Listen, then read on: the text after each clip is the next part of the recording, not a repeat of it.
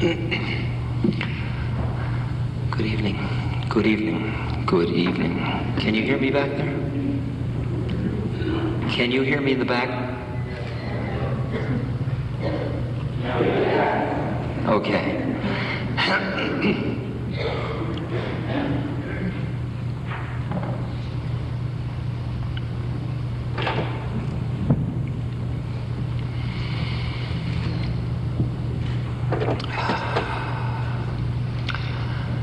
So we gather again and again to reassure ourselves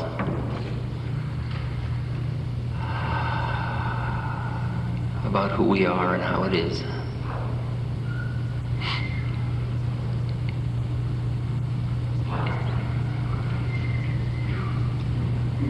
Perhaps who we aren't and how it is.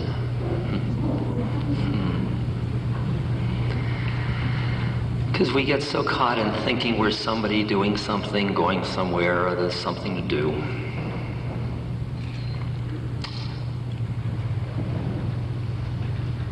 I don't think I'm going to be giving the beginner's lecture tonight. I think I'll just let go, because I just looked at you all as you came in, and you're me, and I'm just going to talk to myself. So if you don't know what I'm talking about, just listen with your heart. It's okay. The words are completely confusing. Just assume I'm totally insane.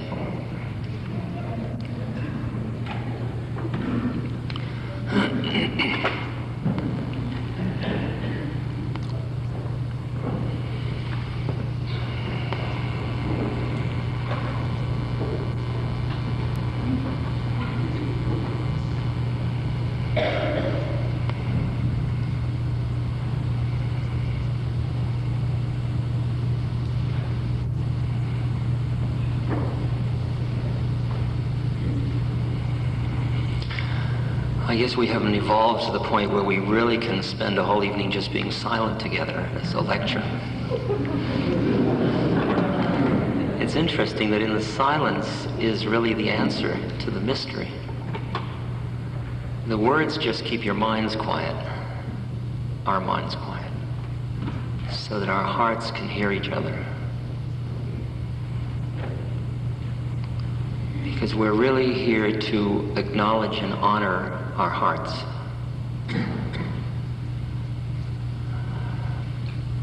Not necessarily our emotional, romantic heart, not necessarily our anatomical heart, but the sin, the heart-mind.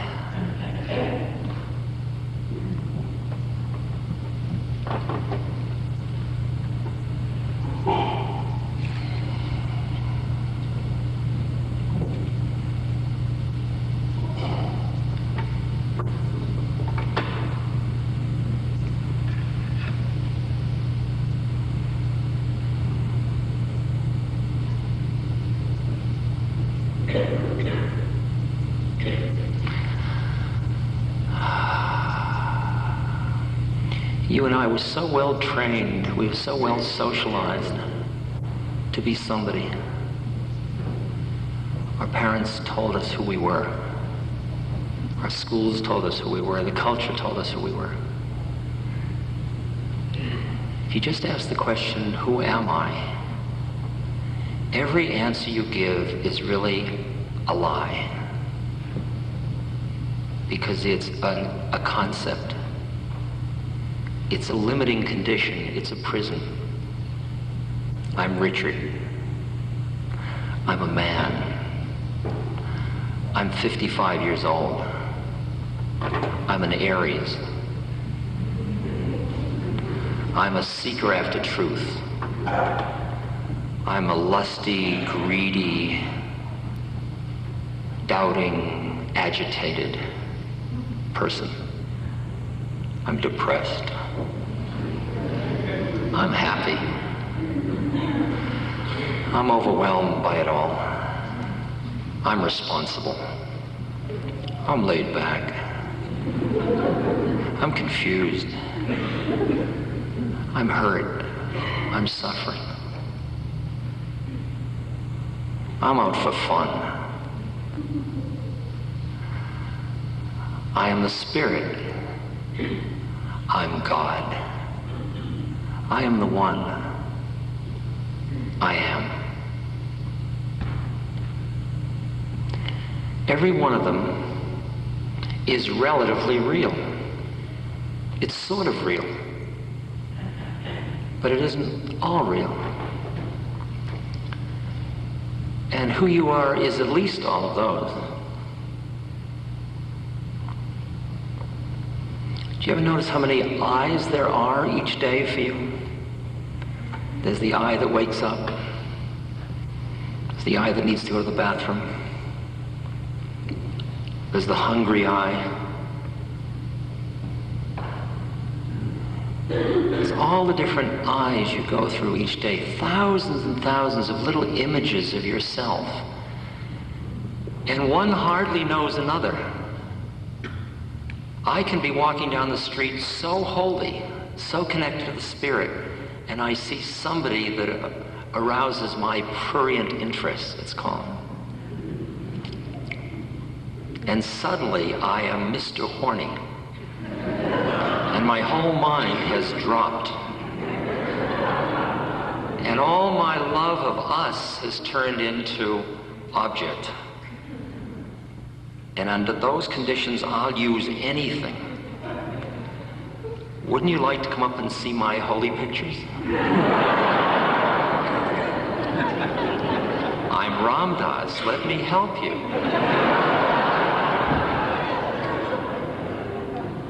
And who I was a moment ago is horrified by this person. This person would screw that one on the wall to get what it wants. We are all thousands of these beings.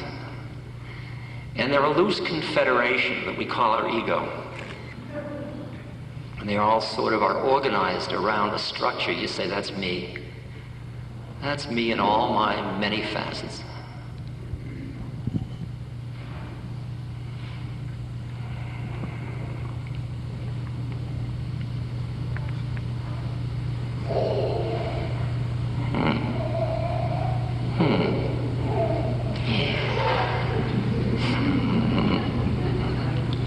It's an inner joke.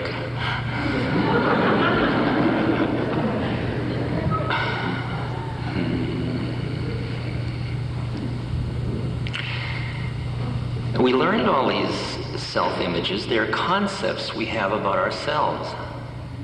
And they are so fascinating to us, and they are so efficient for getting us through the world, this plane, that we don't hear the whisper of the other parts of our being. They kind of get lost in the shuffle of efficiency, of keeping it together on this plane. And everybody gets really grounded. They all know their zip codes, they have a job, they get their act together, they get their laundry done, the oil changed, pay your taxes, you keep it together. But have you ever noticed that even when you're doing it extremely well, you feel a little trapped? You feel a little bit like you're being had by the universe. It's interesting, people work to realize the fantasies of the culture. If you get educated, get a degree, get a good job, have a family, get a home, get insurance, have a car that works, you get it all, you're going to be happy. But have you noticed how you get sucked into, this is great, but if only it's like this hot tub, there's a squeal in the sound system. This hot tub is magnificent, but wouldn't it be better with some perfume oil in it? Let's have some incense. Wine would be great in the tub. Music would add. And you just keep adding one thing after a partner. Now we're getting closer. And you have moments when you say, this is it, this is enough. I've got it. And then it goes through your hands like slish. And a moment later, well, what do we do now? So it's, let's go to dinner. Wow, that's good. Let's get an ice cream cone. You're eating the ice cream cone. Want to go to the movies? You go to the movies. Let's get a piece of pizza. Let's get that late television show. Let's make love. I'm exhausted, let's go to sleep. And you start all over again the next day. And it's always that, have you ever noticed it? I mean, am I alone in this? It's that constant, like, the mind is always living just, if only, as soon as, if, then. And how often do you just sit here and say, this is enough? I mean, you even may come here tonight to try to collect wisdom. Everything you need to know, you already know. I don't know anything you don't know. I just say it well.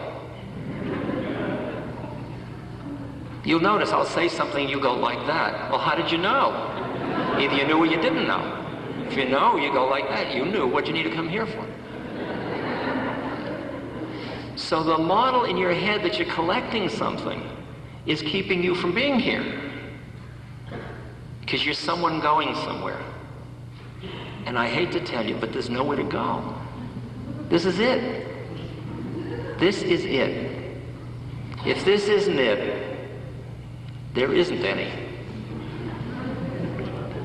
Everything you did in your entire life was preparation for this moment. This is it.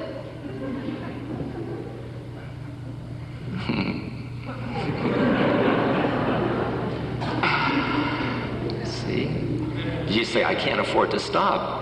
I mean, I have commitments, I have responsibilities, I have contracts, I have a job, that doesn't matter, you can do all that. You can either do it from thinking you're going somewhere, or having arrived, and then you do what you do. I have nowhere to go.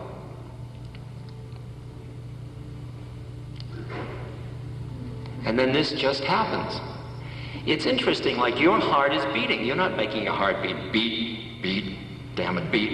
Gotta keep my eye on it. Beat, watch it, beat, beat. I'd like to talk to you, but I gotta keep it beating. Beat, beat, beat. Make sure my intestines are working. Keep moving the stuff down, through. Beat, move, beat. Better breathe. Breathing in, breathing out. Breathing in. You see, that's all going on. And you're listening to me. You don't spend hardly any time doing that. Many of you drive cars. And you can be sitting, driving a huge metal monster at precipitous speeds while listening to the radio, thinking about where you're going, perhaps making love, looking out the rear window for a policeman, smoking whatever you smoke. It all can be happening, and you're just driving along, and you're not busy driving at all. This tremendously complex thing you're doing with centrifugal and centripetal forces and rates of acceleration. I mean, it's a physics problem that would cover pages. You're not even thinking about it. It's all in what's called base brain. It's interesting when all life gets that way. What do you do? What do we do with the rest of the time? It's even further out than that because there's no time. Everything of you that's in time is all passing show. It's all corrupting and falling apart anyway. Christ said, lay not up your treasures where moth and rust doth corrupt. That includes your body, and your personality, and your friends, and your loved ones. Everything's changing, everything's dissolving, it's all going. It could make you nervous. If you identified with it, If you think you are a form of any kind, even a thought, unfortunately, it's all going to change. I mean, you are at this moment dying. You may not have realized it. But everybody in here is decaying. It's built into the system. You can eat as much wheatgrass as you want, and you will still decay and die. Just like the trees drop their leaves, it's built into the system. If you identify with your Volvo, sooner or later, even a Volvo, oh no, not a Volvo, even a Volvo, it will go. It can't go. It's my Volvo. It's my body. This is your life. It's my life. It's going. You remember the poem Ozymandias? Somebody's walking out in the desert and they see a stone sticking out of the sand. And there's an inscription on the stone and they decipher it and it says, I am Ozymandias, King of Kings. Look upon my works, ye mighty, and despair. Nothing more remains. That's it. That's it. If you are busy thinking you are somebody going somewhere, doing something that's going to amount to something, suffering. It's as simple as that. Buddha pointed out in his second noble truth, the cause of suffering is the clinging of mind. If your mind clings to anything, that clinginess, you are clinging to something and you're trying to hold it and it's changing right out from under you.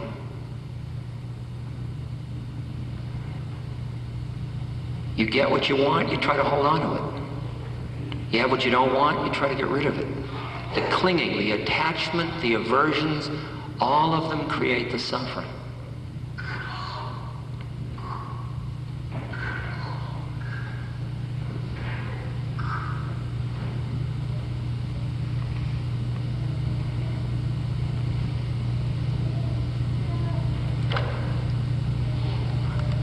I used to try to figure out who I was. And then I realized that that question led me back into the void. That every answer I gave wasn't really the truth.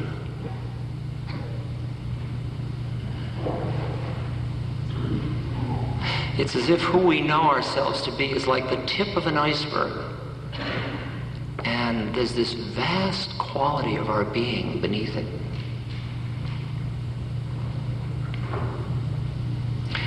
As you touch that part of you that is not knowable by your intellect, it is not knowable as an object, because it's subject. It's I am. It's is. It's I. Ram Tirtha, a beautiful poet, speaks of it. He says, I am without form, without limit. I am beyond space, beyond time.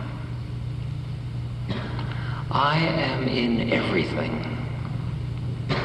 Everything is in me. I am the bliss of the universe.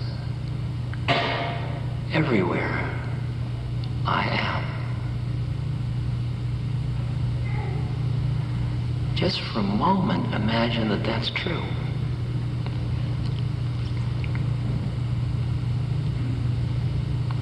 And you can use the thing I work with, this little channel selector. See, and you look at me and you see 55-year-old, well-preserved, rather nice-looking gentleman. Flip, you see a pleasant seeker after truth in their teaching role. On the second plane, you see everybody's socio-psycho dynamics. There's a mother, there's a professor, there's a student, there's a manic depressive, there's a depressed person, there's a hopeful person. That's the plane when you're in therapy, that's the real one. Those two planes of reality are where 99% of the world's population live almost all the time. When my father used to say to me during the 60s, "Richard, come down to reality," he meant that. Get a job, economics, physical, psychological realm. Flip it again. I look out in the audience, or you look up here, you see an Aries. I see a Sagittarius, a Leo. Another matrix of individual differences. These are all relatively real.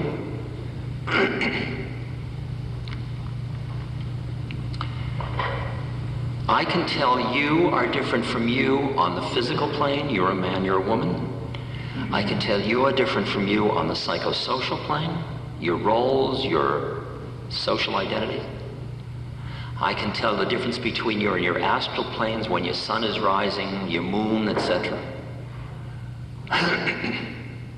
But now flip it once more, and when I look at you, or I look at you, or I look at you, or you look at me, if you look into my eyes,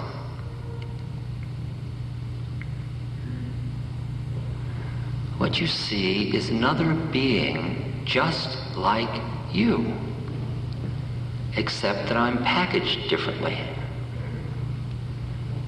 That's why the Christians talk about the eyes being the windows of the soul. It's as if you meet an awareness, an entity, that just happens to be traveling in this particular spacesuit on this planet at this moment. See, when you came here, you got all suited up for the trip. It includes your body and your personality. That's your suit. It isn't who you are, it's your suit you're wearing. It's part of who you are, but it's not all of it. Are you in there? I'm in here. How did you get into that one? You have this extraordinary feeling like you're meeting another being just like you, but who's in an entirely different universe because of their packaging. Because how people see them, how they see others through their eyes, through their habits of thought, all of that stuff which is the packaging. And they think they're the package. And everybody goes around with these huge mind nets. They walk down the street, this is who I am, this is who I am, this is who I am. And we enter into conspiracies. I'll make believe you are who you think you are, if you'll make believe I am who I think I am. And we don't want to upset the apple cart. Nobody asks for truth, we just ask for security.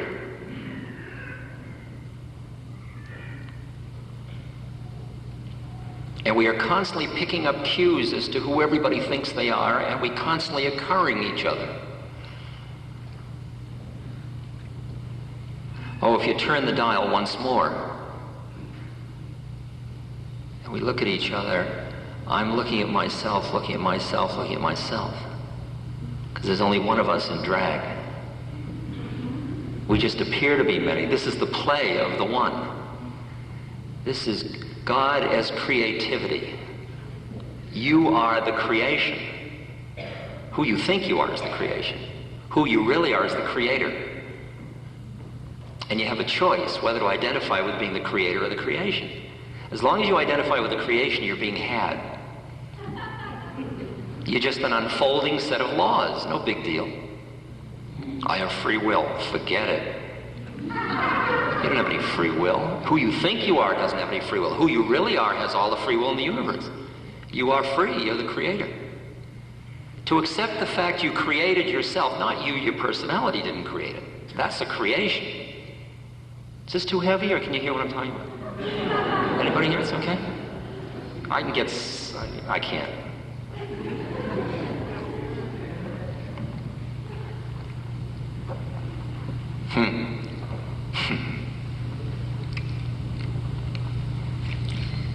I have this spooky friend. His name is Emmanuel. He doesn't have a body. He speaks through a woman named Pat Rodegas. I have learned over the years that everybody that doesn't have a body isn't wise. Just because we don't have body, we can't not have bodies. We get a feeling that anybody that doesn't have a body must know. But there are a lot of well-meaning slobs on this level who die and they want to do good, see? But they don't know any more than they knew before because it's just continuity of awareness. So they say, buy United States Steel, and they lost in the stock market on Earth, and they'll lose in heaven. You know, and everybody says, the voice came to me, I had a vision, buy United States Steel, and you know, they lose their shirts. If you were frightened of the apocalypse on Earth, you'll probably be on a plane where you're frightened of it in heaven. Watch out, the world's coming to an end. I heard the world's coming to an end. Well, Emmanuel is very light and playful. I mean, you got to trust non-embodied beings, disembodied beings with your heart. You can't know them with your mind because your mind says, what the hell, there's no such thing as a disembodied being. Pat Rodegas is just schizophrenic. She doesn't even know she's talking to herself. Poor thing. But see, I don't care whether it's her schizophrenia or it's somebody else called Emmanuel, because I just want the truth. I want the stuff. And I'll decide with my heart whether it's valid. I don't care where it comes from. But Emmanuel is so light. I mean, when I said to him, Emmanuel, I'm in the dying business. I work with people that are dying. What should I tell people? He said, Ram Dass, tell them that it's absolutely safe. Can you hear that? He said, death is like taking off a tight shoe.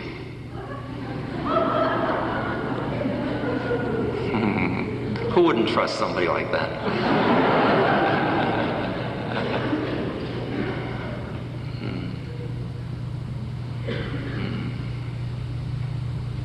And he says to me, you have your choice, Ram Dass, of being the victim or being the creator. As long as you identify with who you think you are, with the form, with the dance, with the unfolding of forms, you are part of the lawful nature of karma, the Tao, yin and yang, positive and negative, dark and light, good and evil. You're part of all the world of dualism.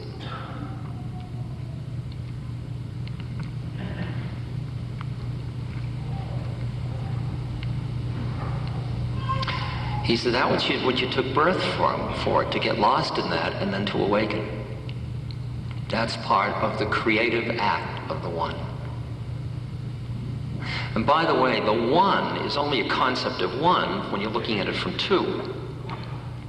From within one, it's zero. There's no one. Where did one come from? Because the One has no manifestation. It's just immanent, or it's unmanifest, or it's... and then it comes into form to play. This is all play.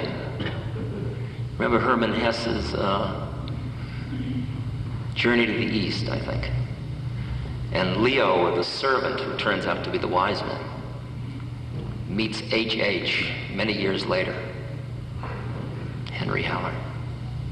And Henry Haller's a bitter old man because he left the Journey to the East.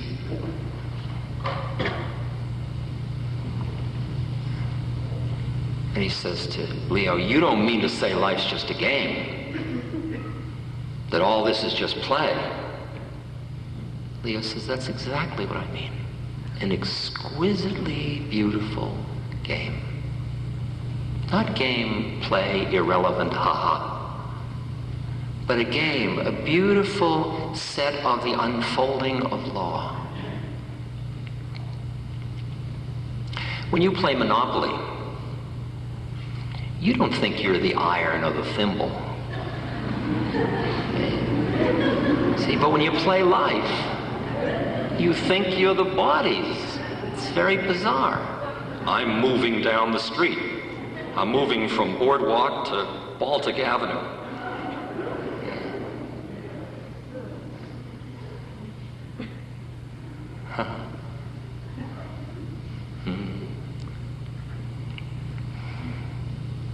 I said to Emmanuel, what's my work on earth, Emmanuel? What am I doing here? Because see, I gotta tell you that ever since the 60s, when Tim Leary turned me on, that Irish rascal, and he showed me that I wasn't who I thought I was, rather dramatically.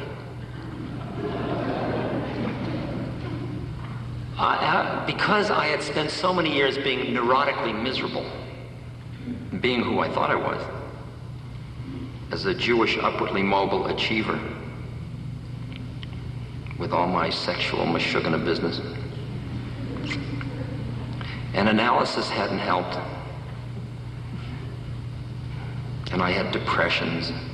So that this plane, these physical, psychological planes weren't exactly they weren't a bundle of fun for me.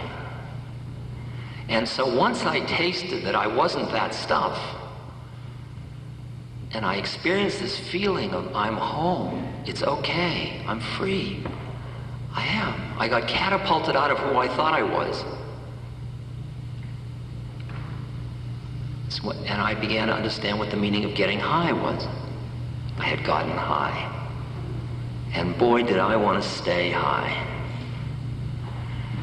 But as some of you may have noticed, where there is high, there is low. And you go up and you come down, a little like a yo-yo. And it took me a long time, years, to realize that the game wasn't to get high, the game was to become free. I kept wondering what brought me down all the time.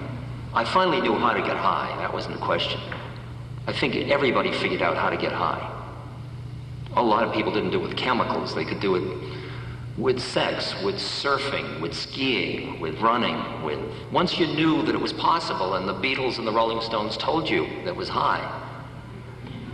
I mean, you didn't listen to the mystics, but these were the current mystics, Bob Dylan. Then suddenly you saw it everywhere. It had been happening all the time, but you treated it like you were insane before. My God, I was out of my mind. Hopefully.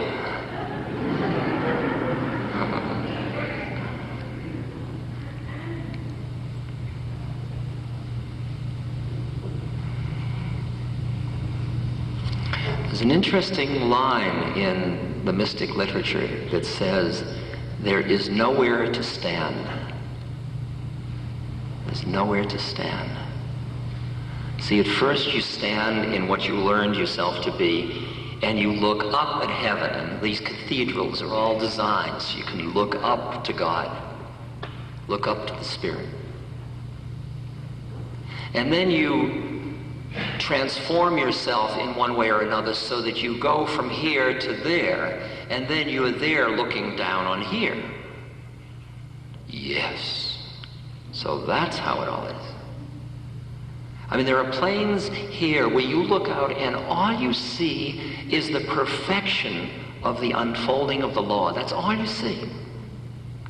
And it absolutely, it's awe-full. It's full of awe.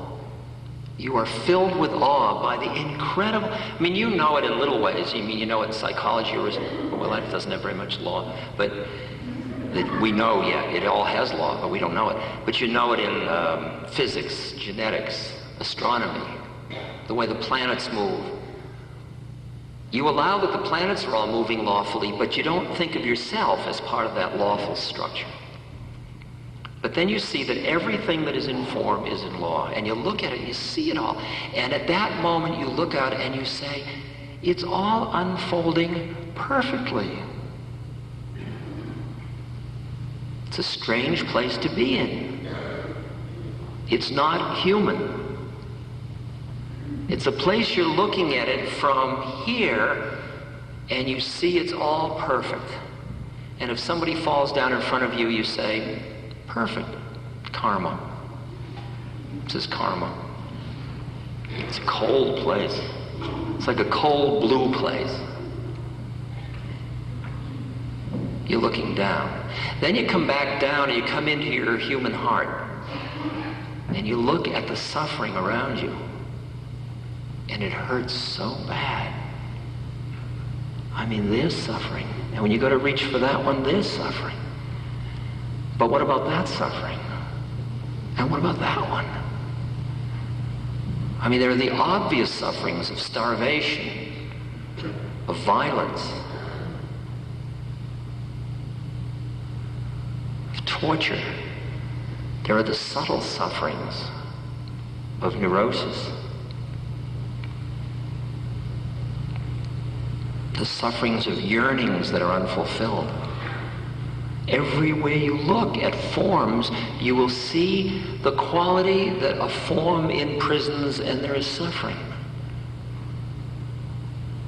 As a human, and your heart hurts so bad.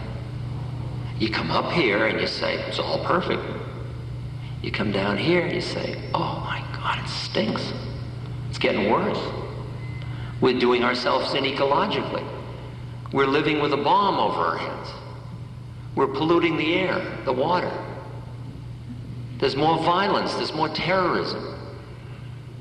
There's more economic uncertainty, there's more discrepancy between the haves and the have-nots. It's getting worse.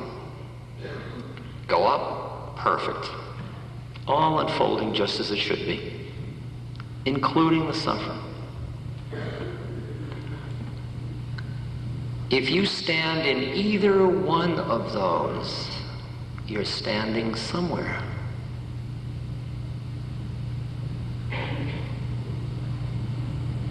And there is nowhere to stand. That is relatively real, and so is that one. You are both the one, you are an awareness, you are an astral entity, you're a psychological entity, you're a physical entity. You're a set of biochemical, electrical patterns. You are an illusion. That's all equally real. How do you live with all that? Do you do it sequentially? Now I'm my body. Now I'm spirit. I got high, I came down. That's what you do first. Up, down. I said to Emmanuel, what's my work on earth? Emmanuel said, you're in a school, why don't you try taking the curriculum? Why don't you try being human? I'd never thought of that. I was so busy trying to get high, trying to become spiritual, and push my humanity away. And it began to dawn on me that freedom was going to come through form, not in spite of it. That incarnation isn't an error. That we are not in the wrong place at this moment. That where you are is exactly where you are supposed to be at this moment.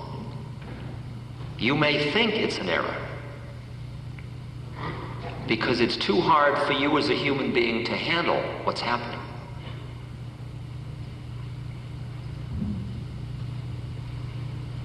It's interesting because if you push away your humanity to get up there, you're standing on tiptoe. You are not balanced because you're pushing something away. It's a clinging of mind.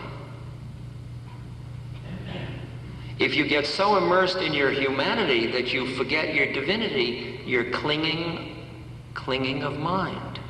And you end up being trapped in righteousness. That's a heavy one. That's called the golden chain. It's golden, but it's still a chain. Righteousness.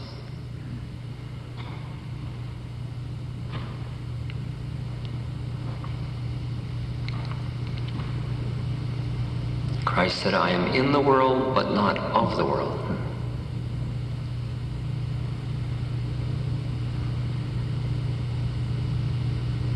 The way to freedom lies through form, not in spite of form.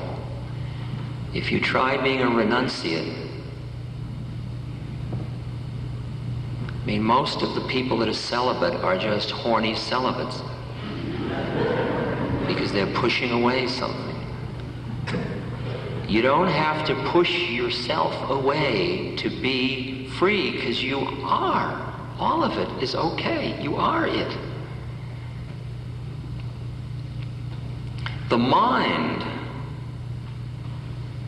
see, you're all of it, and you decide, as part of your creative act, I'll go into separateness so that this is all creativity, so I can know myself through many forms. So you go in, and in order to go into form, there's got to be positive, negative, dark, light, all that stuff. Otherwise, there's no form. And there's resistance and darkness and all that stuff. That's the stuff you play with. And you go in and it's real. And then at some point in the journey, somewhere down the reincarnational road of illusion and dreams, you start to say, wow, it isn't like I thought it was. And you start to come up for air. And it's so tasty that you want to push away. And you come up and you come up, and then you feel you're being caught in something, and you look at what you're caught in, and you're caught in the rejection of one of the parts of your own creation.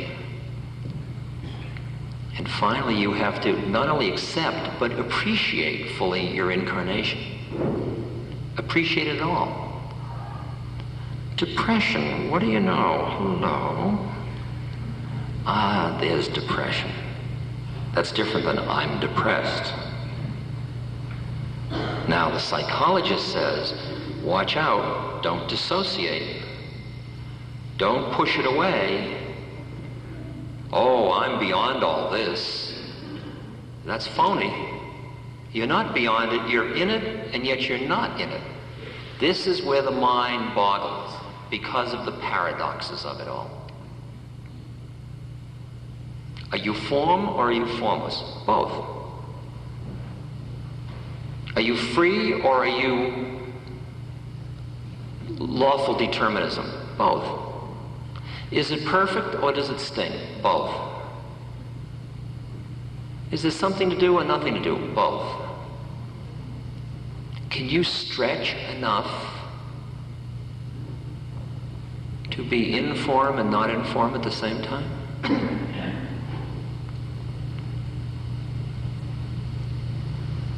All the methods, the spiritual methods, whether it's bhakti or gyan or dhyan or meditation or tantra or karma yoga or all the different forms of yoga, all the different forms of meditation, all the different techniques of tai chi, and all of these things are designed to extricate you from the attachments of mind, to let you come up for air to the other part of your being.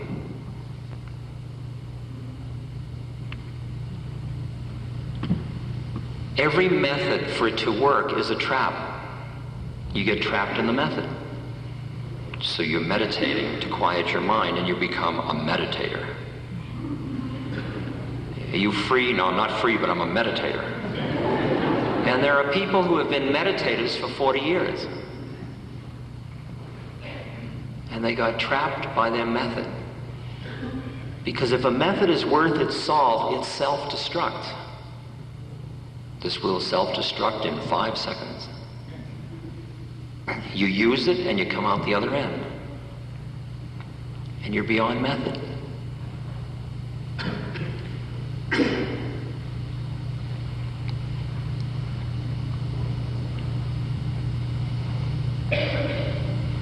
most of my audiences for years I was saying, get high, let go, relax, come on up and dance, come on out and play. Hey, come on out and play. And they'd all have their noses pressed against the window. I can't, my mother said I can't, it's too late. And I'm out there bouncing my ball, come on out and play. And then I saw all these people out in La La Land. And I said, come on, get your act together, learn your zip code, get a job. Because you see, they were standing here, then they were standing there, and then they had to come back. Because you got to come back to complete the circle.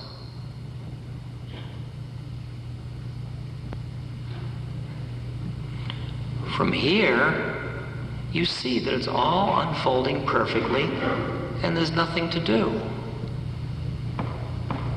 And as you look at that perfection includes your humanity and your yearnings and your feelings of heart, of compassion. That's all part of what you see as the perfection. And then you come back and you are comfortable being human because it's all right to be human.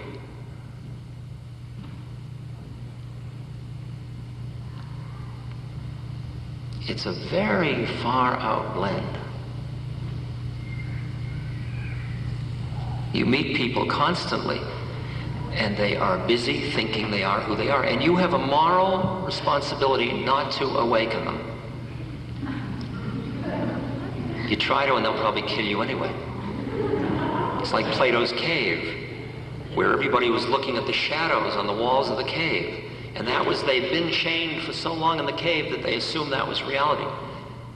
And then one man escaped from the cave, and he went out into the sunshine, and he came back and he said, hey everybody, this is all an illusion, this isn't the way it is. And they stoned him to death.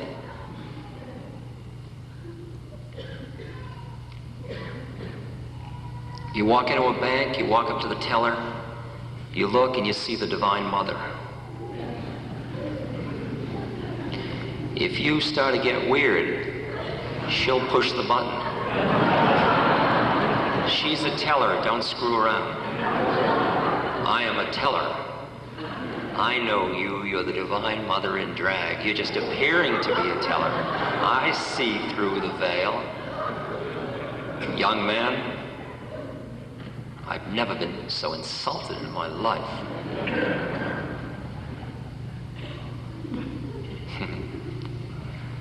You learn to keep your own confidences. Because you look out and you just see all these souls going through all these journeys they're taking so seriously. They all think it's so real.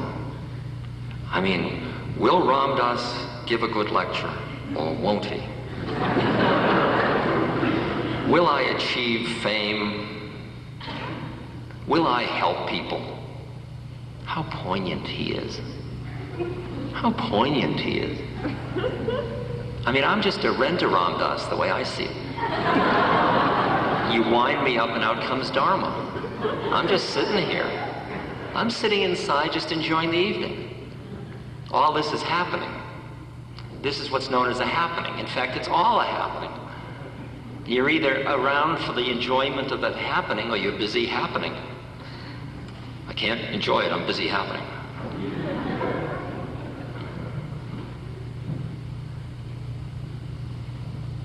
People are afraid if they don't take themselves seriously, it'll all fall apart. The funny thing is that when you don't, it's like the statement, truth waits for eyes unclouded by longing. Or the other one, quietness is master of the deed. Or here's the best one, I think. Out of emptiness arises compassion. See, you think compassion comes out of that emotional and caring and pity and empathy and all that stuff. You're afraid to let it go for fear you won't be human. And then you start to empty your mind and empty your mind. A couple of years ago, a year and a half ago, I went to Rangoon, Burma for some meditation in a monastery. Because I realized that what I was trapped in was my own mind. And how do you get out of your own mind? You can't stop it. And each thought comes along and says, think me, I'm real. And if you try to extricate yourself from that one's got you. It's all like sticky stuff. And that's why in the West we started to think cogito ergo sum. You started to think you are your thoughts. But once you understand that isn't the way it is, then you start to look for disciplines to get you out of it. So I found a really simple, no-nonsense discipline. It was in Buddhism, and I'm a Jewish, Christian, Hindu, but I'll take anything that'll work. So I went to Burma. There were 800 Burmese and 5 of us Westerners. Some of you may know some of my fellow students, Joseph Goldstein and Sharon Salzberg. We'd start every morning at 3 a.m. and meditate until 11 p.m.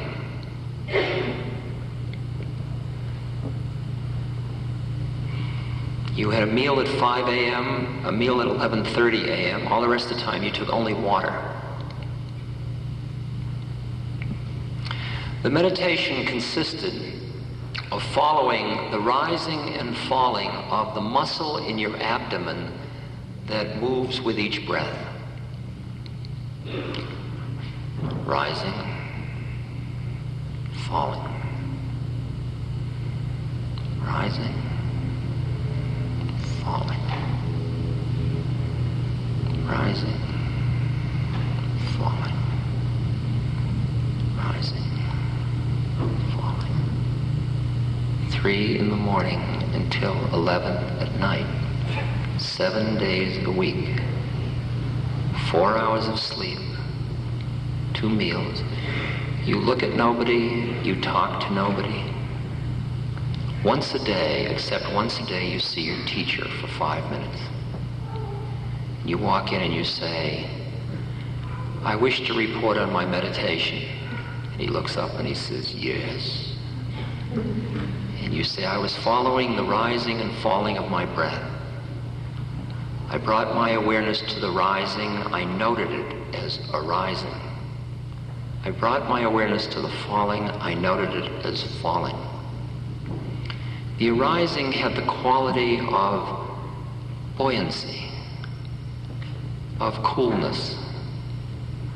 The falling had density, contraction. After about 2 minutes, I became aware of the sound of a bird.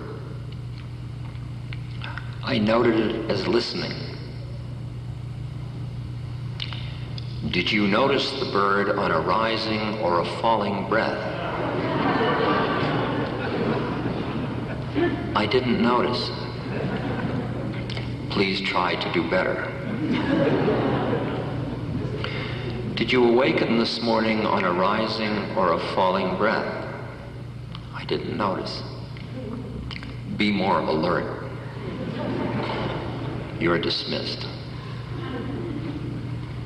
Day after day. And your mind, every time you start to follow your breath, like the center of a flower, your mind goes, whoop.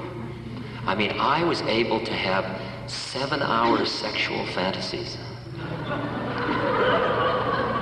Uninterrupted. There was nobody to talk to.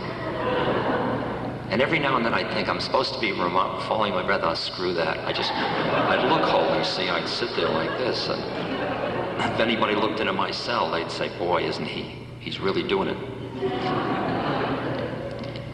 But after a week or two, you run out of that too. I mean, you begin to see the slimy nature of your own mind. It's so incredible how devious you are. So you start to follow your breath and then you say, well, I'm doing pretty good, I'm following my breath.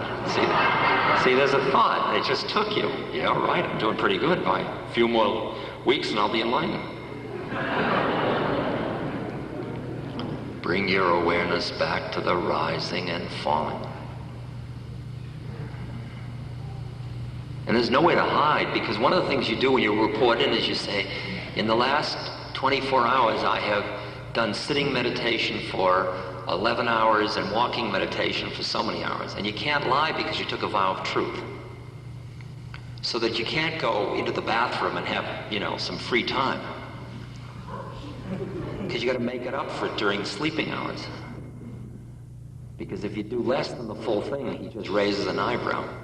And this is what you hired him for. I mean, he's not doing it to you. You're a volunteer. You went there. You may hate him, but that's just another thought. And finally, at first, the rising and falling is like some kind of prison. And your mind keeps wanting to go there and there and there. And then something flips and you realize the breath is who I am. All the rest of this stuff is just thoughts that are grabbing me. And you start to quiet into the breath until pretty soon all the thoughts are like little teeny bugs around the light. They're all out here at the periphery. You can see each one saying, think me, I'm real, think me. Your back hurts, you're hungry, you should be going home. That's, stuff like that. It's all around. And it doesn't matter because you're just rising, falling, rise. And then you're still, I am following, rising, I am following, falling. It's just another thought. Keep going in. The only thought you're left with is rising and falling. The only thing is the movement. Until that's all there is and you aren't. Because the whole set of balls you've been juggling of who I am has just lost its power to control you, and all there is the breath. And that is the beginning of the journey from that tradition's point of view. Because then your mind has become so concentrated, it becomes like a laser beam, and it starts to penetrate into the universe. And you start to see, because your awareness gets out of time and you start to see things in a very different way. For example, you'll see something coming at you, which is just light and dark and whatever that you're seeing, and then you've experienced your mind going out and conceptualizing it and saying hand. See, at this moment, if I hold this up, you see hand. You almost can't be innocent enough to see what you saw as a baby before you learned the term hand. And you return to that place where you can see your mind grab the universe and keep making something out of it. And you come back to the pot where it's all possible again, because your mind hasn't narrowed all the possibilities. And the penetration goes deeper and deeper until you see the changing nature of everything. And you see that everything isn't solid, it's just a lot of changing stuff. And you directly experience it. Buddha said, don't just study it and think about it. Do it, experience it.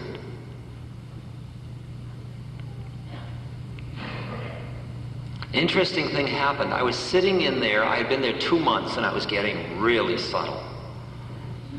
As you can imagine. I mean, I no longer cared about anything. And a telegram arrived. All the first month, I was dreaming that a telegram would arrive and I could escape. By the second month, I didn't even want the telegram to come, and then it came. And it reported that my stepmother had cancer, and she was going to undergo surgery. My father is very old. My stepmother was considerably younger. She was taking care of my father. I got the telegram, and immediately I thought, I've got to go home. I took the telegram to my teacher. I showed it to him. He said, I would recommend you not go. He said, you're at a very subtle stage of your development now. If you really want to relieve the suffering of others, you have to relieve your own suffering first. Somebody that's caught in quicksand cannot free another. She'll be taken care of. If you go now to try to take care of her suffering out of your feelings you're having now, you will not be able to free her or anybody else, really. You're getting really close. Why don't you stay on and continue to work? You can hear what he's saying. I can hear it. I heard it perfectly, and I said to him, I've got to go home. And we both saw the poignancy of my predicament. That in addition to being a seeker after truth, I am also a Jewish middle-class boy with a family that needs him. It's my karma. And I couldn't deny it. And I went from sitting in the monastery in the cell for 17 hours a day, alone, for months. Within 3 days of flying, I was in the intensive care ward with doctors and nurses and machines and ugh. And my mind was so quiet that a doctor would come in the room who thought he was a doctor.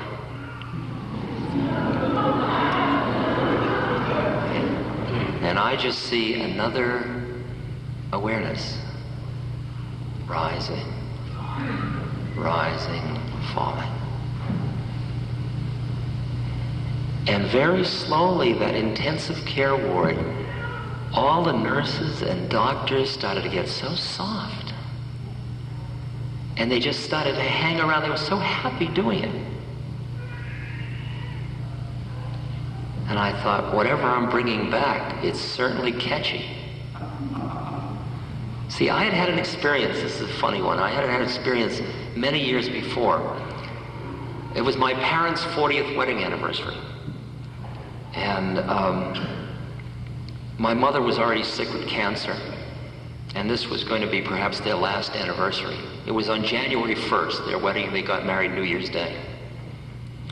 The night before, Tim and I and Ralph Metzer and a group of us had a New Year's Eve gathering around the fire with very large doses of LSD. And I had timed it a little wrong because the family gathering was a brunch the next day. And there was no night, of course. We were all just making love by the fire. And in the morning, when I looked in the mirror, I wasn't there. I went to shave, and there was no face. And I thought, I think I'm in trouble.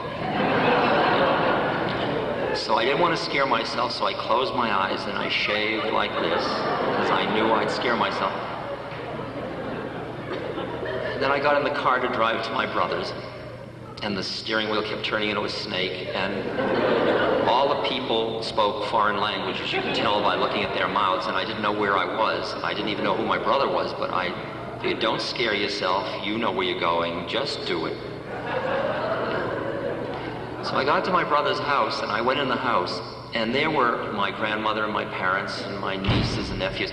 They all looked very simian. They all looked like monkeys. And my grandmother was up in a tree scratching herself, and all the different members of the family were just sort of sitting around looking all alike. They all looked exactly the same. And we sat down at brunch. And I was wearing sunglasses, see, and they all figured it was New Year's Eve the night before. You're hungover. Yes, I'm hungover. Don't talk too loud, you know, and I did the whole number. They didn't know I was drugged. And I don't know about other Jewish families, but in our family, love is expressed in a very bizarre way. There's this kind of cutting sarcasm.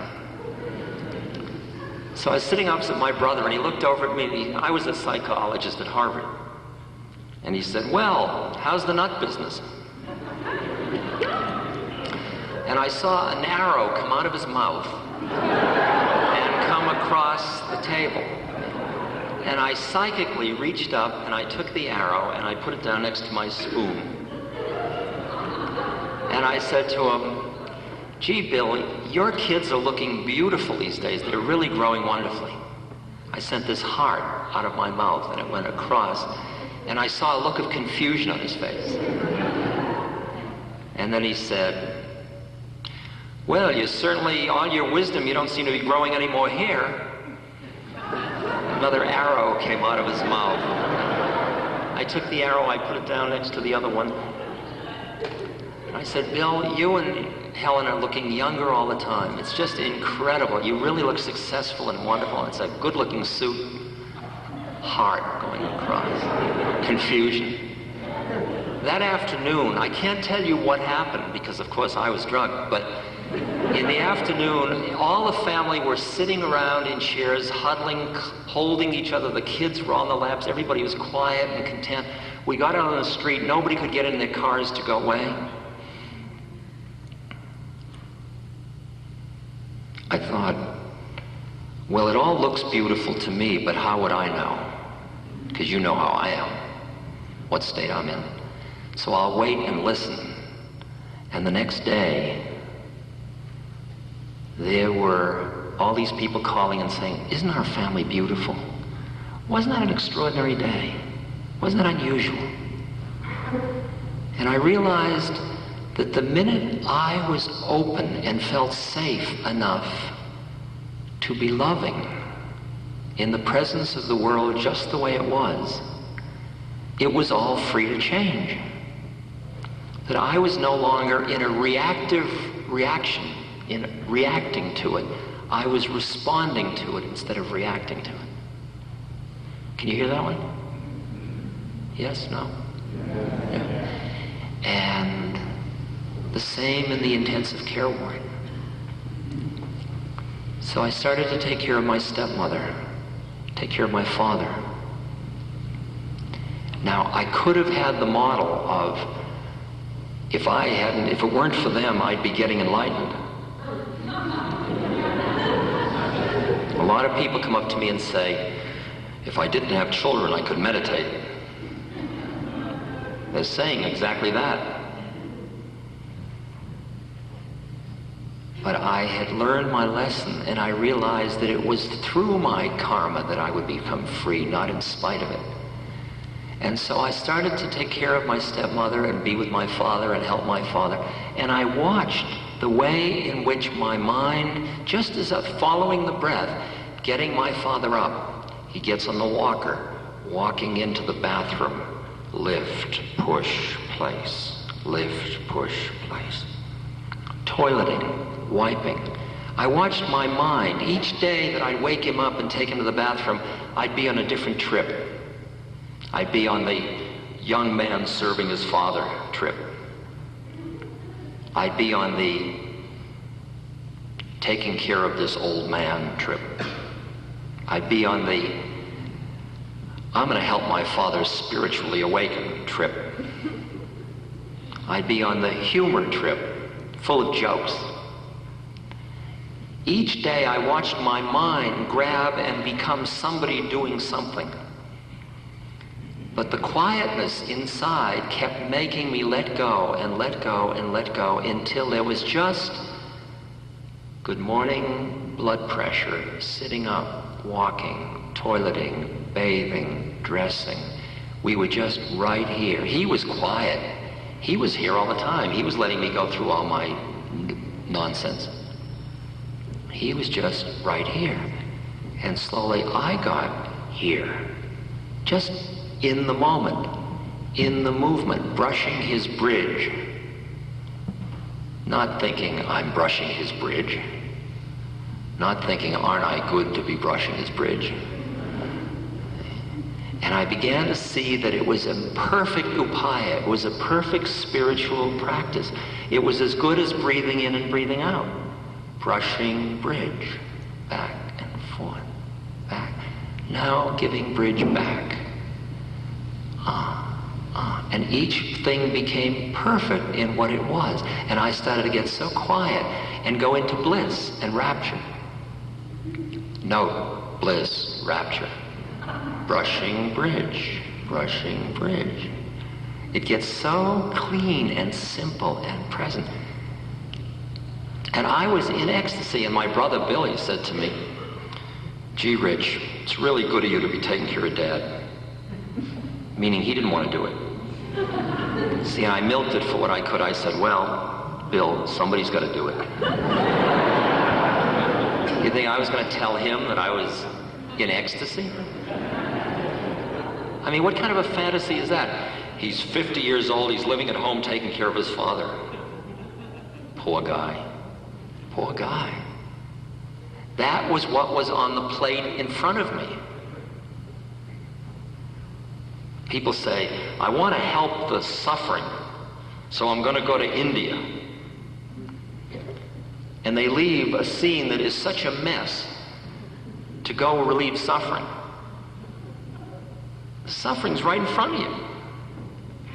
And as compassion arises out of emptiness, the quieter you get, the quieter I got in Nepal, the more it felt, I looked out and I felt the nature of the way it was all related, and I was much more in the space where your suffering is my suffering, because if my hand is on the fire, the other hand will pull it out. And this hand doesn't say thank you, because it's all one being. It's interesting, we go up and we say we're all one, we're all sisters and brothers, and then we come down and say, but it's my television set. And you learn how to keep those together. As they say in Islam, trust in God, but tie your camel.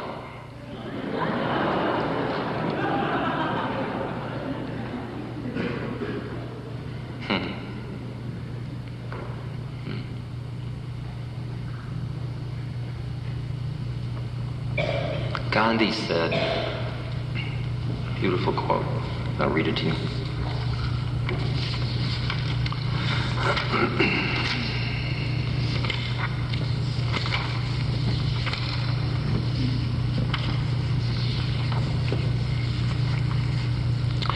He said, God demands nothing less than complete self-surrender as the price for the only freedom, real freedom, that is worth having.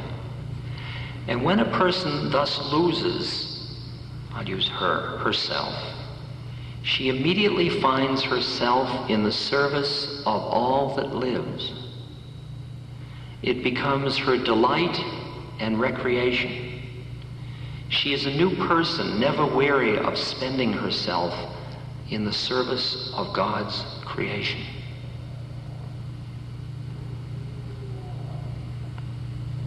It's interesting that as you extricate yourself from identification with your own I want, I need my space, am I getting enough? What's in it for me? I'm growing old, all that stuff. And you're quiet. The whole universe is what you are part of. And then the suffering, you just move towards relieving it. You become an instrument of it. You're not even busy doing it anymore, because that's just another thought. It's as if you have turned into a compassionate heart, the compassionate heart of the Christ. Not the romantic heart, not the pitying heart, not the empathizing heart. The heart. Ask not for whom the bell tolls.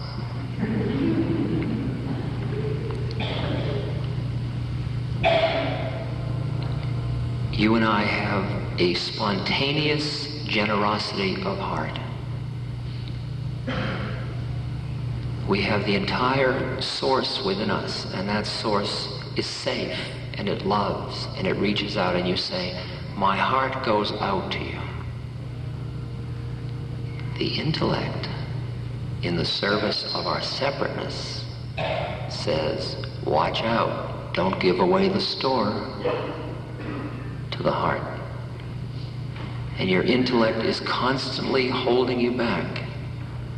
Your heart is constantly doing this. When you realize who you are, that you are free, that you're safe, what can anybody do to you? That's what Christ said. What can you do to me? Shame me, go ahead. Think you got me? Oh, you think it's my body? Go ahead, nail me up. You think you got me? That isn't who I am either. I mean, he made a statement that was very bizarre. It was very far out. He said, look, I am not my body and I'm not my personality, and you can't get me. And you can see the meaning of that. The minute you bought what he did and said, that's true, that that was a true act, the minute that opens your faith in the possibility that you aren't who you think you are, you are immediately free from suffering. Because from then on, all the suffering becomes a clue to you of where you're holding, and it's a clue to help you with your work. See, when you want to get high, you want to stay away from suffering. You want to go into a cave and get high by yourself. People bring me down. I'm not going to New York, it brings me down. I hate cities, they bring me down. I can be high in the country. I can be high with you, but he brings me down. Casper Weinberger really brings me down.